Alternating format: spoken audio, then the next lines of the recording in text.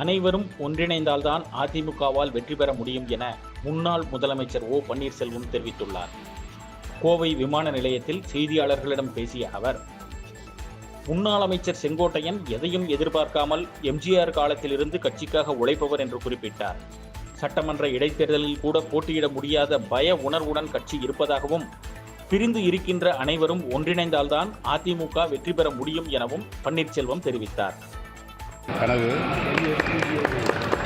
அண்ணன் செங்கோட்டையன் அவர்கள் அனைத்து இந்திய அண்ணா முன்னேற்ற கழகத்தில் புரட்சித் தலைவர்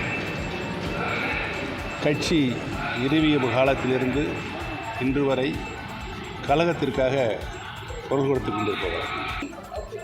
கட்சி இணைந்தால்தான் ஆட்சிக்கு வர முடியும் என்ற சூழல் உருவாகி இருக்குது என்பதனை அவர்கள் எண்ணி வருத்தப்பட்டு கொண்டிருக்கிறார். இதன் வெளிப்பாடு தான் கடந்த நாடாளுமன்ற தேர்தலில் அனைத்து இந்திய அண்ணா முன்னேற்ற கழகத்தினுடைய வாக்குகளை பெற தவறிவிட்டார்கள்.